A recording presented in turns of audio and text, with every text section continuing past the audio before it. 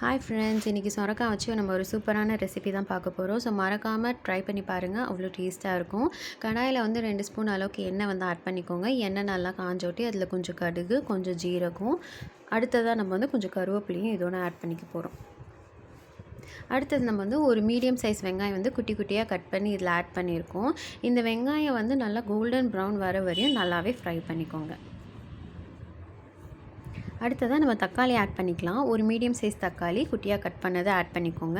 இந்த தக்காளி வந்து நல்லா மசிஞ்சு வரணும், அது வரையும் நல்லா ஃப்ரை பண்ணிக்கோங்க. அடுத்ததாக நம்ம வந்து மசாலா வந்து ஆட் பண்ணிக்கலாம்.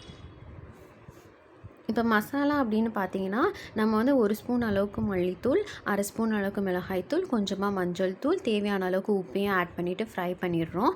அடுத்ததாக நம்ம வந்து சொரக்காய் வந்து இதில் வந்து ஆட் பண்ணிவிட்டு அந்த மசாலா வந்து நல்லா மிக்ஸ் ஆகுற அளவுக்கு வந்து நீங்கள் வந்து என்னென்னா ஒரு 2 to 3 மினிட்ஸ் ஃப்ரை பண்ணி விட்ருங்க. இப்போ இந்த சொரக்காய் வந்து நல்லா சாஃப்டாக வெந்து வரணும். அதுக்காக இதில் வந்து நம்ம வந்து 1/2 டம்ளர் அளவுக்கு வந்து தண்ணி வந்து இதிலே ஊற்றிட்டு ஒரு 10 to 15 மினிட்ஸ் நல்லா வேக வச்சுருங்க மூடி போட்டுட்டு. நல்லா சாஃப்டாக வெந்து வரும். இப்போ நல்லா வெந்துருச்சு பார்த்தீங்களா?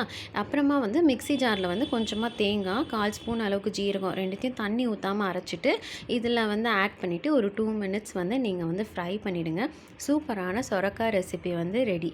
கண்டிப்பாக இதை வந்து மறக்காமல் ட்ரை பண்ணி பார்த்துட்டு எப்படி இருக்குன்னு கமெண்ட் செக்ஷன்லேயே சொல்லுங்கள். லைக் பண்ணுங்கள், ஷேர் பண்ணுங்கள். Happy tasting.